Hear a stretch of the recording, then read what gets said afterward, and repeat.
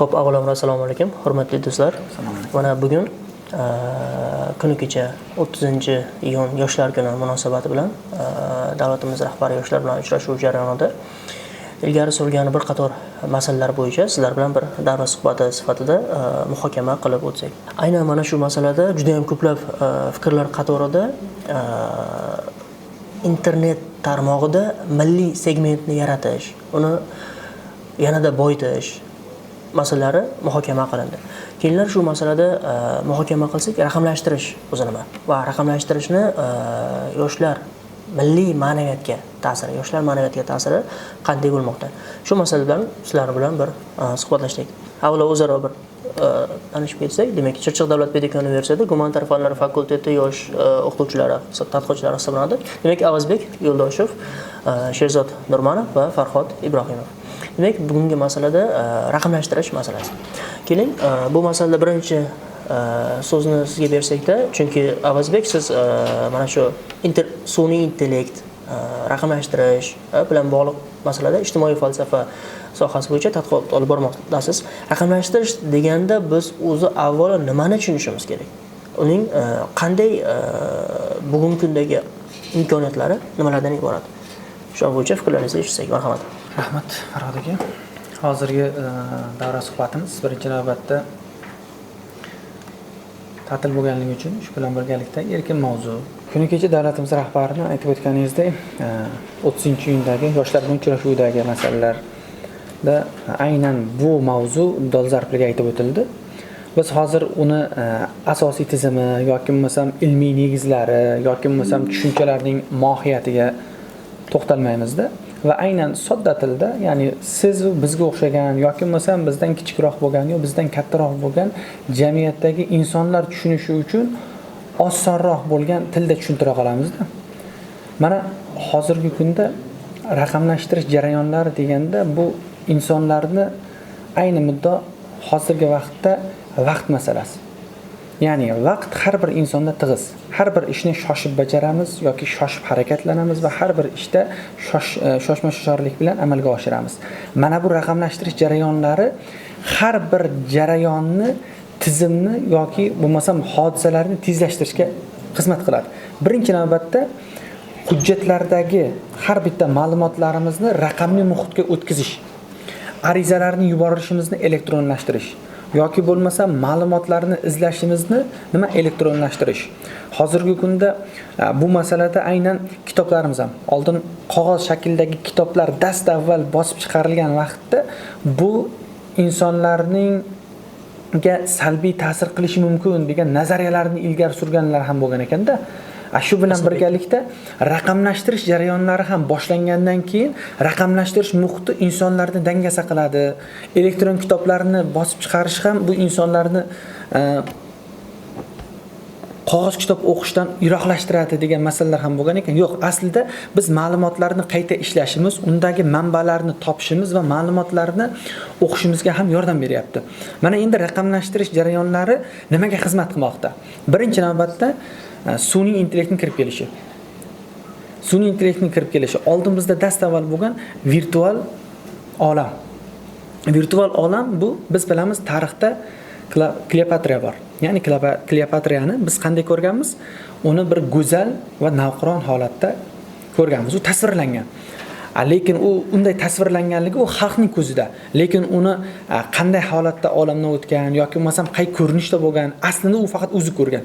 Va shu bilan birgalikda raqamli muhit deganda biz umumiy o'zimizni eng jozibali joylarimizni Instagram ijtimoiy tarmog'iga yoki Telegram tarmog'iga, Facebookga qo'yamiz. Shu bilan birgalikda mana bu jarayonlarda kibermakon tushunchasi kirib kelmoqda. Kibermakon tushunchasi bu atrofimizda bizni o'rab turgan umumiy texnika va texnologiyalardan foydalangan holatda raqamli muhitni amalga oshirish bo'ladigan bo'lsa, endi unga sun'iy intellekt texnologiyalarini joriy qilish bu sog'liqni saqlash tizimidagi masofadan turib diagnostikani amalga oshirish. Ya'ni siz o'zingiz birinchi bo'lib turib o'zingizni umumiy analizlaringizni Germaniyada yoki Turkiyada yoki Xitoyda, Koreyada turgan mutaxassisga onlayn jo'natishingiz mumkin va undan tashxisni xulosasini olishingiz mumkin bo'ladi. Yoki bo'lmasam ta'lim jarayonini raqamlashtirish. O'zimiz ham hozir nima qilyapmiz? Xemis platformasida ishlayapmiz. Oldin zachotkalarni ko'tarib yurgan bo'ladigan bo'lsak yoki jurnallarni yoki bo'lmasak nima edi? Biz o'zimizni ish rejalarimiz, dasturlarimiz hammasini ko'tarib elektron talabalarga tashlab bergan bo'ladigan bo'lsak, ular hozir hammasi raqamli muhitga o'tgan. Shu bilan birgalikda nima? Biznes muhitini raqamlashtirish. Oldin bozorga borib narsalarni olgan bo'ladigan bo'lsangiz, hozir nima? Turli onlayn platformalar orqali xaridni amalga oshiryapsiz. Bu ham insonlar hayotini yengillashtirishga xizmat qilmoqda. Tarixdan ma'lumki, jamiyat hayotida sodir bo'lgan har bir yangilik, har bir ixtiro nafaqat ijobiy ma'noda, ayni bir paytda turli xil g'arazli kuchlarning qo'liga tushish natijasida salbiy mazmunda ham, salbiy yondashuv nuqtai nazaridan ham foydalanish holatlari bor. Bugungi kunda raqamlashtirishda imkoniyatlaridan aytganimizdek ijobiy ma'noda foydalanish umurlari ham nihoyatda ko'p bo'lishi bilan birgalikda salbiy ma'noda foydalanish va uni salbiy jihatlari ham jamiyatda ko'zga tashlanib qolyapti. Keling shu masalada Sherzod sizga to'xtalsak-da, siz mana ijtimoiy yo'nalishi bilan ko'p bora darslarni olib bordingiz. Bunda demak jinoyatchilik va deviant xulq-atvor masalalari, sotsiologiya, jamiyatdagi ijtimoiy muammolar masalasida qarang, raqamlashtirish jarayonlari insonlar hayotiga, asosan yoshlar hayotiga qanday ta'sir qilyapti? Mana shu bo'yicha o'z fikrlaringizni bildirib o'tsangiz. Juda ham yaxshi savol. Assalomu alaykum. Xo'p, hamkasbimning fikrlariga qo'shilgan holatda, ya'ni raqamlashtirish bu avvalambor birinchi navbatda ma'lumot almashish, axborotlarni insonlarga yaqinlashtirish va o'zaro ma'lumot almashishni tezlashtirish asosiy foydasi hisoblanadi. Hozirgi zamonaviy, ya'ni mana shu 21-asrda sun'iy intellektlarni qilayotgan ishlari yoshlarning ongiga ta'siri, psixologik ta'siri yoki virtual o'yinlarning psixologik ta'siri yoshlarning ongini buzish holatini juda ham ko'paytirib yuboryapti. Misol uchun deviant xulq-atvor 2023-yil, ya'ni statistika Sat.uz saytiga ko'ra 2023-yil 35%, ya'ni voyaga yetmaganlarning jinoyatchilik ko'rsatkichlari 35%. Jinoyatchilik, huquqbuzarlik emas. Shunday jinoyatchilik ko'rsatkichlari 35%. 2023-yil emas, 2019-yilda esa bu kamroq bo'lgan. Ya'ni virtual o'yinlar va raqamlashtirishning kirib kelishi, ya'ni ommaviylashishi, mana bu telefon vositalari, uyali, ya'ni qurilma vositalari orqali yoshlarning psixologik holatlari buzilishi deviant holatlarni keltirib chiqaryapti. Ya'ni deviant o'zi nima? Deviant bu og'ish, ma'lum bir insonning o'z normalaridan og'ishi, jamiyatdagi ijtimoiy normalardan og'ishi. Ya'ni yoshlar, ya'ni yigitlar yoki qizlar o'zlarini oiladagi holati o'zini tuta olmasligi, jamiyatda o'zini tuta olmasligi, jamiyatdagi normalarni buzish holatlari aynan mana shu raqamli texnologiyalar orqali ko'proq yuzaga chiqyapti hozirgi holatda. Barcha savollaringiz bor. 2010-yilda eng yaxshi hind filmi mukofotiga sazovor bo'lgan 3 savdo filmida bir epizod keltiriladi. Ana shunda ana shu qahramonlardan biri, film qahramonlaridan biri bir g'oyani ilgari suradi. Sen o'zing doimo birinchi bo'lishing kerak. Birinchi bo'lishing uchun senda ikkita imkoniyat bor, ikkita usul bor, ikkita vosita bor, ikkovidan foydalanishing kerak. Bulardan birinchisi sen o'zing zo'r tayyorgarlik ko'rishing, ikkinchisi esa raqiblaringni zo'r tayyorgarlik ko'rmasligiga erishing dedi.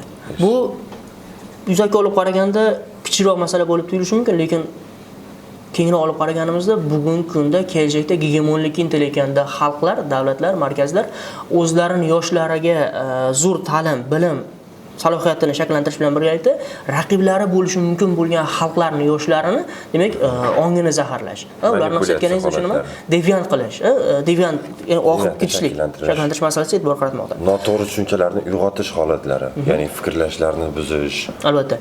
Demak, mana shu raqamlashtirish ko'plab imkoniyatlari bizda masalan statistika masalasida axborotlar uzatish, axborotlar almashish masalasida imkoniyatlar bilan birgalikda demak jamiyat a'zolari orasida fikrlash masalasini ham susayishiga, nima biroz dangasalikni keltirib chiqarishiga olib kelib qolmoqda. Internet, umuman raqamlashtirish, internet haqida gap ketganda rahmatli shayx Muhammad Sodiq Muhammadovning bir qiyosiy o'xshatishlari mavjud, shuni eslab o'tib ketsak, internet bu oshxona pichog'iga qiyoslanadi. Agar siz bilan biz undan to'g'ri foydalansak, Karvin san'ati singari bir san'at asarlarini yaratamiz. Agar oshxona pichog'idan biz noto'g'ri foydalanadigan bo'lsak, qo'limizni kesib olamiz. U qo'limiz bir kapillyar tomiri bo'lishi mumkin yoki nima vena bo'lishi mumkin. Albatta, katta oqibatlarni keltirib chiqarishi mumkin bo'ladi. Xo'p, keyingi masalada muhokama qilsak, mana qarang, milliy ma'naviyatni yoshlar dunyoqarashini rivojlantirishda biz raqamlashtirishni o'zini imkoniyatlaridan ham, demak, raqamlashtirish natijasida jamiyatda kelib chiqayotgan muammolarni bartaraf qilishda foydalanishimiz mumkin. Bunda qanday imkoniyatlarimiz bor? Ya'ni raqamlashtirish imkoniyatlaridan foydalangan holatda yoshlarda shu mustaqil fikrlashni o'stirishlik, yoshlarda nima bilim olish jarayonini ommalashtirishlik uchun bizda qanaqa imkoniyatlar bor? Avazib mana shu masalada. Yaxshi dolzarb bo'lgan savollardan biri. Hop, kecha o'sha selektor jarayonini ko'rib onlayn kuzatib o'tirish jarayonida bir nechta masalalarni o'zim uchun zametka qilib belgilab ham qo'ydimda. Ya'ni u jarayonlar qanday kechikkanligini kuzatish yoki bo'lmasam shu jarayonlar bo'yicha ma'lum bir kontentlarni yoki bo'lmasam roliklarni ishlash bo'yicha g'oya sifatida o'zimga shakllantirib men zametkaga yozib qo'ydimda. Dastavval bu haqida emas, umumiy tushuncha bilan savolingizga javob bersamda, keyin o'sha yozgan zametkadagi ma'lumotlarni qani biz muhokama qilib ko'ramiz, qanday to'g'ri keladi shu masalaga. Dastavval boya men virtual olam haqida gapirdim. Shu bilan birga aytdim, hozir meta olam yuzaga kelmoqda. Meta olam. Siz endi bitta ta'lim jarayoni deb aytdingiz. Meta olam ta'lim jarayoniga qanday ta'sir qiladi degan bo'lsak, hozir biz hammamiz virtuallashyapmiz. Misol uchun, mening ismim Avazbek bo'ladigan bo'lsa, men o'zimni ismimni nik sifatida qo'yish yoki bo'lmasam o'zimni ismimni targ'ib qilishni uyalmayman. Lekin ayrim yoshlarimiz bor, o'zining ismini yashirib turib, ijtimoiy tarmoqlarda turli bir kontentlar yuritish. Aytaylik, o'zining anonim ismini qo'yib oladi. Siz uni kim ekanligini va qaysi toifaga mansub, yoshini yoki bo'lmasam jinsini bila olmaysiz. Va turli bir videolarning tagidagi kommentariyalarda o'zini salbiy yoki ijobiy fikrlarini xohlagancha bildiryapti. Endi bu virtuallik bo'ladigan bo'lsa, hozir endi bizda nima meta olam tushunchasi paydo bo'lyapti. Biz hozir meta olamdan faqatgina 3D sinema yo 5D sinema, 7D sinema, 9D sinema degan narsalar keldi. Ularda nima parklarga borganda yo ko'ngilochar joylarga borganda foydalanyapmiz-da. Lekin ta'lim muhitiga uni olib kirish qanday ta'sir qiladi degan bo'lsak, ta'lim muhitiga olib kirganda tasavvur qiling, siz oddiygina metaverse degan ochkini taqyapsiz-da, jarayonda aytaylik falsafani tushuntiryapsiz yoki tarixni tushuntiryapsiz. Tarixiy ana shu ochki yordamida tarixiy muzeyga borib tashrif buyurish bor-ku, muzey. Muzeyda nima qiladi? O'sha eksponatlar jonlanadi. Ham vaqt resurslarimiz tejiladi, ham moddiy resurslar tejiladi. O'sha eksponatlarni o'sha virtual muhitda jonlantirib ko'rish imkoniyati bo'ladi. Yoki bo'lmasam ularni tanitish. Yoki bo'lmasam tibbiyot sohasida oladigan bo'lsak, olaylik oddiy yurakni 3D shaklini o'sha ko'zoynak taqqan vaqtda uni tomirlaridan tortib yoki bo'lmasam uni ichidagi devorlargacha tanishtirish masalasi bo'ladi. Yoki geografiya bo'ladigan bo'lsa, geografiyada oddiy xaritani qo'yib turib okeanlarni tanishtirish yoki materiklarni ko'rsatishdan an'anaviy darsdan ko'ra ularni nima borib turib yoki bo'lmasam ularni tabiiy muhitda o'sha ochki yordamida 3D muhit shakllantirish. Yana bitta narsani aytayaptiki, o'sha meta olam qanday shakllanadi degan vaqtda har birimizda hozir mana Facebookda yoki bo'lmasam Instagramda sahifamiz bor. Xuddi shunday sahifalar bo'ladi. O'sha sahifaga kirib turib siz nima hozir bu yerda oddiy kiyimda bo'lamizmi? Xohlasangiz o'sha virtual muhitdagi holatda aytaylik o'zingizni alohida formangiz bo'ladi. O'sha formada sizni ko'rib turgan inson ko'rinasiz. O'zingiz alohida kabinetingiz bo'ladi. Misol uchun boqiladi-ku, mushuk o'yini bor. O'shanda unga taomlar sotib olinadi yoki bo'lmasam nima qilinadi? Uyni shakllantiradi. Xuddi shunday o'zingiz uchun ofis shakllantirasiz, uy shakllantirasiz. Bu sizning virtual muhitingiz bo'ladi.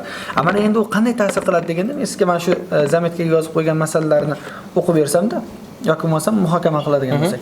Birinchi kelgan narsa nima bo'lyapti? Bizni o'zbek milliy urf-odat an'analarimizni xalq ijodini onlayn platformalarda targ'ib qilish. Misol uchun mana Turkmaniston o'zini milliy kiyimlarini nima qiladi? Oliy majlisda ham, ya'ni parlamentida kiyib o'tirgan holatini ko'rishimiz mumkin bo'ladi. Birinchisi. Yoki bo'lmasam biz nima qilamiz? Turli Yevropa mamlakatlariga boradigan bo'lsak, ularga xos bo'lgan ayrim bir detalni olib kelamiz. Biz ham shu narsani targ'ib qilaylik kontentlarda va biz o'sha narsani yevropaliklar, g'arb mamlakatdan kelganlar olib ketsin. Uni shu yerga borganligini shu narsa bildirsin. Keyingisi raqamli kutubxonalar va muzeylarni tashkil etish. Statistik ma'lumotlar chiqyapti. kutubxonalar kamayib ketdi. To'g'ri, kutubxonalarga hozir borish kamaygandir, kitoblarni tichish kamaygandir yoki bo'lmasa ularni izlab topish masalasi qiynalgandir. Lekin onlayn platformaga o'tkazadigan bo'lsak, xohlagan vaqtda, misol uchun O'zbekiston Milliy kutubxonasining onlayn platformasiga kirib turib, xohlagan manbani elektron o'qish imkoniyati bo'ladigan bo'lsa, siz ham vaqtdan yutasiz. Ham ular manbalarni tez tahlil qilish imkoniyati yaratadi. Keyingi masala milliy dizayn va dasturiy ta'minotda milliy elementlarni qo'shish. Aytaylik, mana Samarqandga boradigan bo'lsak, biz nimasini ko'ramiz? Aynan yo'ldagi milliy tarixiy obidalarimizdagi milliy o'zimizni san'atimizni ko'ramizda. Lekin hozir nima? Uylarimizni quradigan bo'lsak ham, binolarni quradigan bo'lsak ham high-tech usulga o'tganmiz.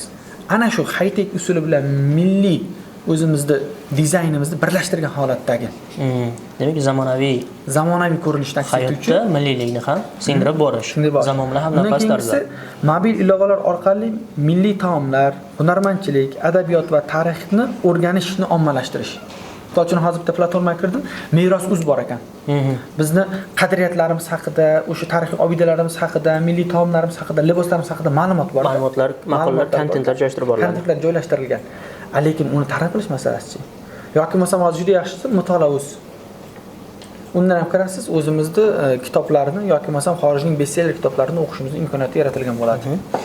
Yaxshi, ana shu kitobxonlik masalasi aytilganda, chindan ham qiziq bir statistikaga ko'zim tushdi. Bosma nashrlar nuqtai nazaridan Janubiy Koreyada bir yilda sotiladigan bosma kitoblarni aholi jon boshiga taqsimoti 17 dan to'g'ri kelar ekan. Albatta bu nisbiy. Demak, har bir Janubiy Koreya fuqarosi bir yilda kamida 17 kitob o'qiyapti degan nisbiy statistikani beradi. Bu ko'rsatkichda boshqa davlatlar, xususan O'zbekiston masalasini qizib ko'rdik. Rossiya masalasida, Rossiya Federatsiyasida ushbu ko'rsatkich 7 dan to'g'ri kelyapti ekan. Qiziq ko'rdimda, O'zbekistonda bu ko'rsatkich qanday qilib?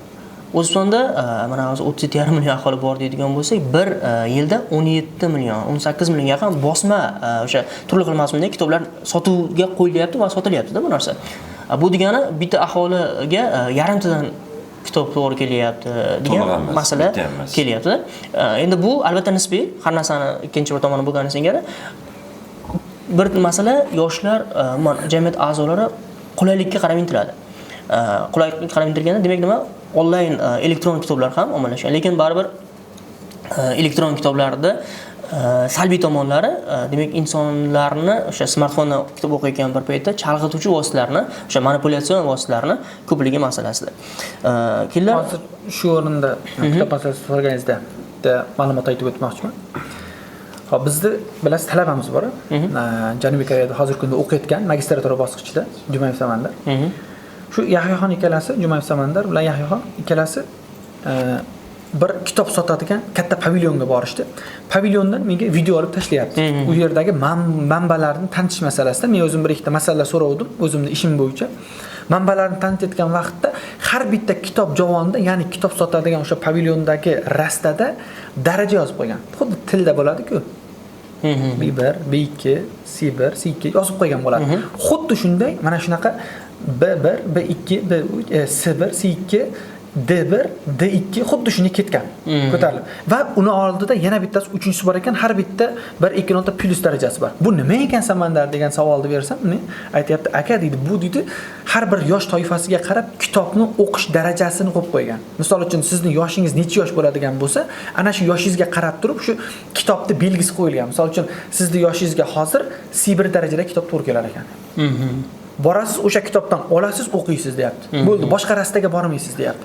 Yoki bolalar adabiyotini yoki kattalar adabiyotini o'qimaysizda, o'sha sizning yoshingiz shu darajani tushunishga yetadi degan ma'noda qo'yib qo'ygan ekan deyapti. Bu ham bitta ma'lumot o'rinda-da. Kitoblarni yoshga qarab taqsimlash o'qishini. Albatta bu masalani, suhbatni har qancha davom ettirsa shuncha menimcha oz.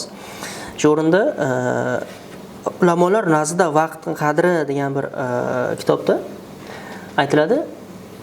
Bir sutkamiz 86,400 soniyaga to'g'ri kelyapti. Arastoni bir fikri bor, vaqt degan tushuncha bu nisbiy. Vaqt degan tushuncha yo'q aslida deydi. Vaqt bu soniyalardan, ya'ni hozirlarimizdan iborat. Men vaqtni qadriga yetyapman degan inson, demak hozirgi soniyalarini qadriga yetsa, ana shunda demak nima? vaqtni qadrlaydigan inson sifatida qaraladi. Xo'p, kelar suhbatimizga yakun yasasakda qanday xulosa bergan bo'lardik? Demak, jamiyatda mana shu raqamlashtirishdan unumli foydalanish va raqamlashtirishdan me'yor darajasida foydalanishlik uchun. Sherzod, o'z fikrlaringizni bildirib o'tsangiz. Bugungi suhbatimizdan ko'ra, ya'ni raqamlashtirish jarayonlari demak mana shu ta'lim tizimida foydali bo'lishi mumkin, ya'ni juda foydali bo'lishi mumkin. Ammo men o'zim shaxsiy bir ko'nikmalarimga ko'ra kitob o'qiganimda kitobdan emotsiya oladi inson. Har bir kitobdan o'ziga yarasha emotsiya oladi. Emotsiya bu nima? Ta'limda emotsiya bu xotirada saqlash bir instinkt, ya'ni konstruksiyasi. Ya'ni emotsiya insonga xotirada saqlab qolish imkonini beradi. Har bir emotsiya. Ammo telefon orqali o'qilgan kitob emotsiya bermaydi. O darajada samara. Shunaqa samarasizroq, mana shu tarafdan samarasizroq. Rahmat. Sizni fikringiz raqamlashtirishda ijobiy tomonlari sifatida? Endi ularnikini ham bir teskari ma'lumot aytmasdan buni Shayx hazratlarimizning kitoblari bilasiz. Ijtimoiy odoblar. Ijtimoiy odoblarda aytiladi. Uyali aloqa vositalari yoki internet manbalari bizni uzoqimizga yaqin qiladi.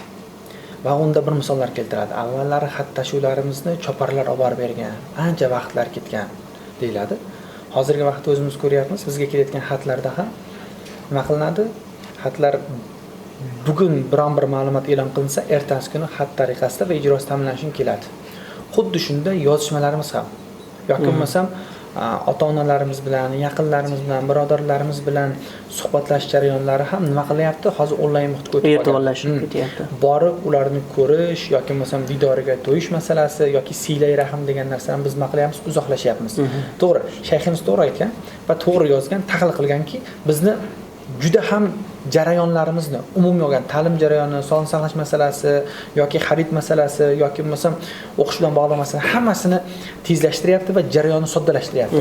Shu bilan birgalikda bizda nima qilyapti? Siylay rahimdan va ko'z bilan ko'rib turib, ya'ni she'rda aytganday emotsiya olishdan yoki bo'lmasam hislarimizni junbushga kelib turib o'sha jarayon bilan, misol uchun kitob o'qigan vaqtingizda nima yig'lash jarayoni bo'ladi yoki bo'lmasam unda nima hissiy ko'ngilda nimalardir o'tkazish jarayonlari bo'ladi. Ana shundan salgina uzoqlashtiryapti. Yaxshi. Demak, xulosa sifatida agar ma'qullasangiz shunday bir fikrim bor edi, agar qarshi bo'lmasangiz. Raqamlashtirish jarayoni o'z umuman mamlakatimizda ma'lum bir kamchiliklarga egada. Mana shu kamchiliklar, ya'ni hozirda sizlarga savol beraman. Shu bilan yakunlasak bo'ladi albatta. Raqamlashtirish jarayonlari mamlakatimizda tizimlarni bir-biriga bog'lanmaganligi, integratsiya yo'qligi, jarayonda kamchiliklar bor. Milliy dasturlarimiz mavjud emasligi, ya'ni kamligi, yetarli darajada sifatli emasligi va albatta raqamlashtirish jarayonida poraxo'rlik holatlar, ya'ni aytib o'tganlaridek hamkasbim ariza jo'natilganda mana shu arizani ko'rib chiqish baribir insonga qolayotganligi, inson omili borligi, qaribsa holatlar baribir mavjudligi. Biz mana shu raqamlashtirish jarayonidan o'ta olamizmi? Raqamlashtirish jarayonini tezlashtirish kerakmi yoki avvalambor mana shu xatoliklarni to'g'rilash kerakmi? Qarang, Sherzod. Bu savol bilan yana bir yangi mavzuni ochdingizda. Yangi mavzuni. Bu masalani xudo xolasa bu birinchi son bilan to'xtab qolmaydi. Xudo xolasa keyingi sonlarga yana bir boshqa bir mutaxassislarni, o'qituvchilarni jalb qilgan holatda va alohida tayyorgarlik bilan bu mavzuga to'xtalsak ham bo'ladi. Juda yaxshi bo'lardi. Hozir bu savolni javobini aytadigan bo'lsak uzoq bir vaqt nuqtai nazaridan ulamolar nazarida vaqtning qadrini bekorga aytmaydi-da. Vaqtdan biz unumli foydalanaylik va o'shani tejashga harakat qilaylik. Xo'p, siz korrupsion holatlarni keltirib chiqaradi deysiz. Bu korrupsion holatlar keltirib chiqaradimi, yo'qmi? Biz uni o'zini mutaxassislari bor. Biz endi ijobiy yoki bo'lmasa salbiy yoki umumiy jamiyatdan kelib chiqqan holatda, ta'lim muhitidan kelib chiqqan holatda fikr berishga haqlimiz. Bu jarayonlarni ham nimani oqiladi deydigan bo'lsak, sun'iy intellekt yoki bo'lmasam raqamlashtirishda aynan sun'iy intellekt o'sha sizni arizangizni ko'rib chiqadimi? Unda his degan narsa yo'q. U sizni hissiy his qila olmaydi. Siz jo'natyapsiz emotsiyaga berilgan holatda. Men mana bunaqa narsa olmoqchiman, menga yordam bering degan arizani dekanga yo rektorga onlayn jo'natyapsiz, uni sun'iy intellekt ko'rib chiqib, tahlil qilib sizga javob yozadigan bo'lsa, uning javobidan siz qoniqmaysiz. Lekin sizni o'zingizni chaqirib turib, suhbat qilib turib, o'rganib sizga ijobiy xulosa beradigan bo'lsa, yaxshiroq bo'ladi. Keyingi masalalarga bu albatta keyingi mavzu uchun bir yaxshi bir masalani ko'tardingiz. Albatta keyingi suhbatlarda bu narsani davom ettiramiz. Xalqimizda bir naqli bor, asalni ham o'zi shirin. Shu nuqtai nazardan har bir masalaga me'yor masalasi, jumladan raqamlashtirish masalasida ham me'yor masalasida bo'lsa va bugungi suhbatda yakuniy xulosasi sifatida shunday xulosaga kelsak, agar qarshi bo'lmasalaringiz, jamiyat har bir a'zosida, xususan yoshlarda o'ziga bo'lgan hurmat hissini oshirishlikka bugungi kun zamon talab qilyapti.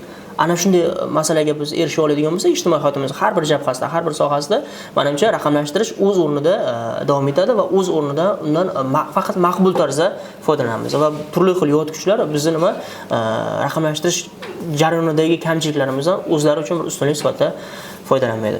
E'tiborlaringiz uchun rahmat. O'ylayman, keyingi suhbatlar yana ham bir qizg'in tarzda kechadi. Rahmat.